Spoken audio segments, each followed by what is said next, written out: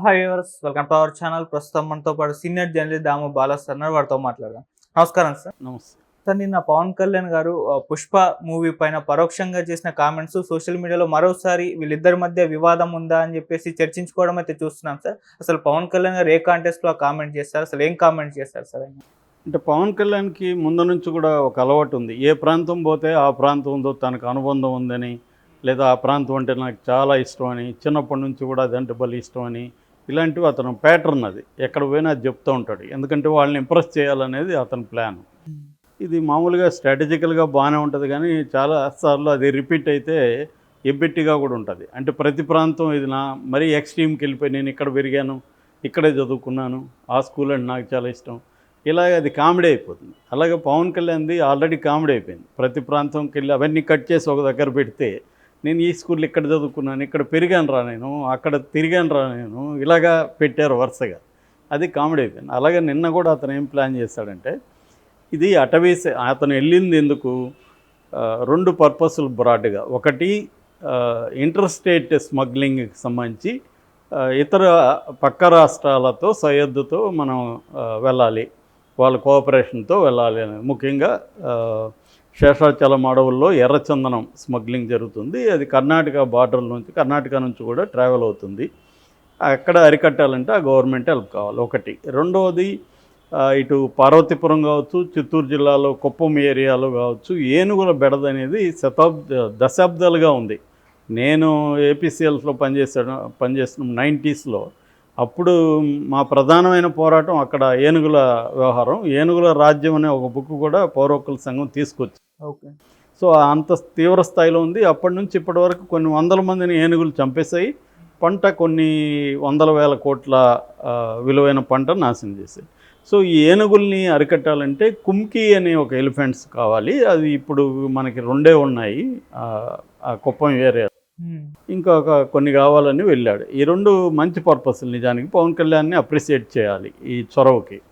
So కాకపోతే అక్కడ పోయినాక అక్కడ వాళ్ళని ఇంప్రెస్ చేయాలి కదా, కన్నడ వాళ్ళని. అందుకని ఏం చేశాడంటే, ఇక్కడ ఈ అడవులకు సంబంధించి ఏమేమి సినిమాలు ఉన్నాయి అని ఎవరిని అడుగుంటాడు, ఎవడు చెప్పాడు. అందులో గంధద గుడి అని శివరాజ్ కుమార్ వాళ్ళ నాన్న రాజకుమార్ సినిమా అది వచ్చింది. దాంట్లో చదివితే కూడా వికీపీడియాలో దాన్ని తెలిసిపోతుంది కదా. ఇతను చూసుండడు గ్యారంటీ నాకు తెలిసి, కానీ చూశానని చెప్పాడు. చెప్పి ఈ కాంటెక్స్లో కావాలని అతను అల్లు అర్జున్ మీద కామెంట్ చేయదలుచుకున్నాడు, లేకపోతే ఇది ఏం అవసరం లేదు. సో తను ఇప్పుడు అటవీశాఖ మంత్రి కాబట్టి అల్లు అర్జున్ సినిమా మీద కామెంట్కి లింక్ పెట్టి ఈ గంధద గుడి పెట్టి, గంధద గుడిలో అడవుల్ని కాపాడే పాత్రలో, డిఎఫ్ఓ పాత్రలో రాజకుమార్ చేశారు. నేను ఆ సినిమా చూశాను. ఇప్పుడేమో మొత్తం అడవుల్ని నాశనం చేసే స్మగ్లర్ పాత్ర చేస్తున్నాడు అని చెప్పాడు. క్లియర్గా పుష్పనే కదా అడవుల్లో ఈ మధ్యకాలంలో మనకి స్మగ్లర్ పాత్ర అంటే. అది కూడా చిత్తూరు జిల్లాలో సెట్ చేశారు. సో దాన్ని చూపిస్తున్నాడు. నిజానికి ఎవరో మరీ పనికిమాలిన వాళ్ళు కూడా ఇలాంటి ఇది చెప్పరు. ఒక స్మగ్లర్ పాత్ర చేయడం వల్ల హీరో అది చూసిన వాళ్ళందరూ కత్తులు గొడ్డలు పట్టుకొని అడవులకి వెళ్తారా, స్మగ్లర్ మనం అయిపోదామని. దాంట్లో ఎన్ని కష్టాలు పడ్డాడో కూడా చూసాం. ఆ స్మగ్లర్లకి ఏమేమి బాధలు ఉన్నాయి. అంత బాధలు పడే అడవుల్లో వీళ్ళు చేయాలని అనిపిస్తుంది ఆ సినిమా చూస్తే తప్ప. నిజానికి అక్కడ స్మగ్లర్లు ఎవరు, ప్రధాన స్మగ్లర్లు ఎవరు, అల్లు అర్జున్ కంటే కూడా హోమ్ మినిస్టర్లు, ఎంపీలు, రాజకీయ నాయకులు కదా అక్కడ స్మగ్లర్లు. ప్రధానమైన అల్లు అర్జున్ అనే అతను ఒక స్మాల్ ఇది. అతను పెద్దవాళ్ళు ఎవరు అక్కడ, పెద్దవాళ్ళు ఇది వాళ్ళని విలన్గానే కదా చూపించారు. కాబట్టి ఇక్కడ స్మగ్లింగ్ అంటేనే అర్థం రాజకీయ నాయకుల హ్యాండ్ లేకుండా ఎవరు చేయరు. మనం పట్టుకునేదంతా కింది వాళ్ళని పట్టుకుంటారు ఎప్పుడైనా స్మగ్లర్. నేను వచ్చి పలమనేరు జైల్లో, చిత్తూరు జైల్లో రెండిట్లో ఉన్నప్పుడు 96లో నా సెల్లో కూడా ఈ చందనం తెచ్చే కూలీలు ఉండేవాడు. ఒక తమిళ అబ్బాయి ఉండేవాడు. ఈ అబ్బాయి ఒక 10-20 కిలోమీటర్ల నుంచి ఒక దొంగ అంటారు, ఆ దొంగను మోసుకొని వచ్చి వీళ్ళకి ఇస్తే అప్పట్లో ఈ అబ్బాయికి 500-600 ఇచ్చేవాళ్ళు. ఇప్పుడు ఒక 3000-4000 ఇస్తారు. వీళ్ళకి అంతకంటే ఎక్కువ సంపాదించుకునే వ్యవహారం లేదు కాబట్టి ఇక్కడికి వస్తే ఒక రోజు కష్టపడితే ఒక 3000-4000 వస్తాయి కదా అని వాళ్ళు వస్తున్నారు. ఓకే. సో వాళ్ళని పట్టుకుంటే గతంలో చంద్రబాబు ప్రభుత్వం వాళ్ళని చంపేసింది, 22 మంది కూలోళ్ళని చంపేసింది. సో అదే చంద్రబాబు ప్రభుత్వం ఏమన్నా స్మగ్లర్స్ని అరికట్టిందా, స్మగ్లింగ్ని అరికట్టిందా, జగన్ ప్రభుత్వం అరికట్టిందా? ఎందుకంటే ఇవన్నీ నేను ఉన్నప్పుడు ఎస్పీ స్థాయిలో ఒకతను ఇక్కడ ఇల్లు కట్టుకుంటే ఆ చందనం స్మగ్లర్లంతా ఆ ఇంటికి కావాల్సిన వుడ్ అంతా వాళ్ళే సప్లై చేశారు. ఇలా ఉంటుందన్నమాట. మామూలుగా ఆ ఏరియాలో పనిచేసే కానిస్టేబుల్ దగ్గర నుంచి అందరి ఇళ్లలోకి ఈ వుడ్డే సప్లై. సో ఇలాగ పోలీసులు, రాజకీయ నాయకులు తెలియకుండా స్మగ్లింగ్ జరగదు. ఇది తన అజ్ఞానా లేకపోతే మనం వినేవాడు మనవజ్ఞానంలా అన్నట్టుగా ఉంటుంది పవన్ కళ్యాణ్ స్పీచ్లు. ఓకే. సో పవన్ కళ్యాణ్ నేను 100% చెప్తున్నా, అతను ఏ రకమైన స్మగ్లింగ్ని అరికట్టలేడు. ఎందుకంటే అతనికి అంత పవర్ లేదు. ఫస్ట్ ఆఫ్ ఆల్ అతని మాట ఎవరు వినేవాళ్ళు లేడాడ. రెండోది రాజకీయ నాయకులంతా ఇతను చూసి నవ్వుకుంటున్నారు ఆల్రెడీ. ఇతను ఏదో ఇట్లాంటి స్పీచ్లు ఇస్తుంటాడు తప్ప అతని యాక్టింగ్ మినిస్టర్ కాదు, సమావేశాల్లో మాట్లాడేవాడే తప్ప. ఎందుకంటే చంద్రబాబును పొగడం తప్ప అతను ఇప్పటివరకు చంద్రబాబు తెలుగుదేశం వాళ్ళు చేస్తున్న గ్రౌండ్ లెవెల్లో చేస్తున్న అరాచకాలు కావచ్చు, లేకపోతే హామీలు అమలు ఆపేయడం కావచ్చు, దీని మీద అతను ఏమీ మాట్లాడలేదు. సైలెంట్గా అసలు మౌనముని ఇతనికి నోరు లేదేమో అన్నట్టుగా సైలెంట్ అయిపోయాడు. సో కాబట్టి పవన్ కళ్యాణ్ దీన్ని మనం ఎవరు సీరియస్గా తీసుకోవాల్సిన అవసరం లేదు. ఖచ్చితంగా ఇది మాత్రం అల్లు అర్జున్ని దృష్టిలో పెట్టుకొని చెప్పింది తప్ప ఇంకోటి లేదు. ఖచ్చితంగా గవర్నమెంట్స్లో పనిచేసేవాళ్ళు అక్కడున్న అసలు ఫారెస్ట్ని నాశనం చేసేదే ఫారెస్ట్ ఆఫీసర్లు. ఫారెస్ట్ ఆఫీసర్ల వల్లనే ఫారెస్ట్లు నాశనం అయిపోతాయి. నేను రివర్స్లో చెప్తున్నాడు, ఫారెస్ట్ ఆఫీసర్లు ఫారెస్ట్ని సేవ్ చేస్తారు. ఎందుకంటే వాళ్ళ వల్లనే స్మగ్లింగ్. ఇది నిజానికి పేద ప్రజల్ని ఇబ్బంది పెట్టేది ఈ ఫారెస్ట్ ఆఫీసర్లే. మావోయిస్ట్ మూమెంట్ అడవుల్లో పనిచేసేది వీళ్ళకి వ్యతిరేకంగా. ఎందుకంటే ఫర్ ఎగ్జాంపుల్ వీరప్పను పట్టుకోవడానికి ఎస్టీఎఫ్ అక్కడ కొన్నేళ్ల పాటు 20-30 ఏళ్ల పాటు ఉండింది కదా. ఈ 30 ఏళ్లలో దాదాపు 200 మంది ప్రజల్ని ఈ ఎస్టీఎఫ్ వాళ్ళు చంపారు.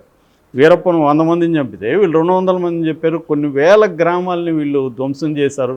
ఆ సంపద అంతా వీళ్ళు వీరప్పన్న పేరుతో వీళ్ళు స్మగ్లింగ్ చేశారు. యాక్చువల్గా వీరప్పన్ ఒక రకంగా అడవుల్ని కాపాడాడు. ఇది చాలామంది కామెడీ అనిపిస్తుంది. వాళ్ళే కర్ణాటకలో అనేక రిపోర్ట్లు నేను చదివాను. ఎందుకంటే వీరప్పన్ ఉన్నప్పుడు మిగతా స్మగ్లర్లు ఎవరు వెళ్ళేవాళ్ళు కాదు, భయపడి. వీరప్పన్ చనిపోయినాక విపరీతంగా స్మగ్లర్లు వెళ్ళిపోయి స్మగ్లింగ్ చేయడం మొదలుపెట్టారు అడవుల్లోకి. ఒక రకంగా వీరప్పన్ భయం వల్ల ఎవరు వెళ్ళేవాళ్ళు కాదు. సో ఇక్కడ ఏంటంటే అడవుల్లో ఉన్న ప్రజలు వాళ్ళ లైవ్లీహుడ్ ఫారెస్ట్లో ప్రోడక్ట్స్ని అమ్ముకోవడం కావచ్చు, అవన్నీ వీళ్ళు ఆ లైవ్లీహుడ్నేమో నేరంగా చూస్తారు, ఈ స్మగ్లింగ్నేమో గొప్పగా చూస్తారు. సో ఇది పవన్ కళ్యాణ్కి అసలు ఏం విషయాలు ఇప్పటివరకు ఏమీ అర్థమైనట్టు లేదు. ఎందుకంటే ఆయనకి అర్థం చేసుకోవాలంటే ఈ ప్రభుత్వము ఈ అటవీ శాఖ నుంచి బయటికి రావాలి. బయటకు వస్తే ఒకవేళ అర్థమైనా కూడా ఆయన చెప్పే పరిస్థితిలో లేడు. సో అందుకని ఫైనల్గా అదేదో ఊరుమూరిమి మంగళం మీద పడినట్టుగా ఇదేదో ఇప్పుడు అల్లు అర్జున్ వల్లే స్మగ్లింగ్ ఉందన్నట్టుగా మాట్లాడాడు నిన్న. అంటే హీరోలంతా అట్లాంటి పాత్రలు వేస్తున్నారు. నెగిటివ్ పాత్రలు వేయడం అనేది ఎప్పటి నుంచో ఉంది. వీళ్ళ అన్న కూడా చిరంజీవి ఆ మాటకు వస్తే బోల్డ్ నెగిటివ్ పాత్రలు వేశాడుగా. దొంగ వేశాడు, కిరాతకుడు సినిమా, దాంట్లో స్మగ్లరు ఈయన, తర్వాత మోసగాడు, రాణికాసుల రంగమ్మ, ఇవన్నీ వేశారు. ఇవాళ నెగిటివ్ పాజిటివ్ అనేది లేకుండా సినిమా అయిపోయింది. గ్రే క్యారెక్టర్స్ అంటారు. కాబట్టి సినిమాలో ఒక వ్యక్తి దొంగగా వేసినంత మాత్రం ఆ సినిమా చూసి అందరూ దొంగలుగా మారిపోరు, స్మగ్లర్గా వేస్తే స్మగ్లర్గా మారిపోరు. అది రియాలిటీని డిపిక్ట్ చేసే సినిమా ఇండియాలో పెరిగే కొద్దీ గ్రే క్యారెక్టర్స్ కూడా పెరుగుతాయి. స్మగ్లర్స్గా హీరోలు చేస్తారు. ఇప్పుడు తమిళ్లో అందుకనే తమిళ సినిమా మలయాళ సినిమాని ఎందుకు పొగుడుతున్నాం, రియలిస్టిక్గా డిపిక్ట్ చేస్తుంది. సో ఒక క్రిమినల్ ఉంటాడు అనేది కదా తమిళ సినిమా. వాటన్నిటిని పొగుడుతూ ఇక్కడ ఇతను చేసిన దాన్ని మాత్రం విమర్శిస్తే మీనింగ్ ఏముంటుంది? అట్లా అనుకున్నప్పుడు చిరంజీవి సినిమాల గురించి కూడా చెప్పాలి కదా. కాబట్టి ఇతను కూడా నక్సలైట్ పాత్ర వేశాడు, పవన్ కళ్యాణ్ కూడా. కాబట్టి సినిమా వేరు, లైఫ్ వేరు. సో లైఫ్లో స్మగ్లింగ్ అనేది ఇతను అరికట్టే పరిస్థితి ఏం లేదు. ఇతను మాట్లాడాల్సింది తప్ప ఏం జరగదు. ఎందుకంటే దాంట్లో నుంచి ఇతను ఫస్ట్ ఎలక్షన్లో డబ్బులు ఖర్చు పెట్టకుండా ముందు ఆపగలిగితే పవన్ కళ్యాణ్ స్మగ్లింగ్ ఆపగలుగుతాడు. ఇప్పుడు ఆ ఏరియాలో 100 కోట్లు ఖర్చు పెట్టిన ప్రజాప్రతినిధులకి ఎక్కడి నుంచి మళ్ళీ ఇన్కమ్ వస్తుంది? స్మగ్లింగ్ నుంచి, ల్యాండ్ ఆక్యుపేషన్ నుంచి, రకరకాల స్కాములు చేయడం వల్ల కదా డబ్బులు వస్తుంది. సో ఇది నువ్వు ఎలా ఆపుతావు? కాబట్టి అతను ఒక విశేష సర్కిల్లో అతనే ఉండి అతను అదేదంటారు గొంగట్లో ఉండి అన్నం తింటూ ఎంట్రుకలు వచ్చినాయి అన్నట్టుగా నువ్వు ఉండేదే గొంగడి, దాంట్లో కూర్చొని మళ్ళీ గొంగడంటేనే వెంట్రుకలతో నేసిన దుప్పటి లాంటిది, దాంట్లో ఉండి మళ్ళీ వచ్చేసారంటే ఏం లాభం. నేను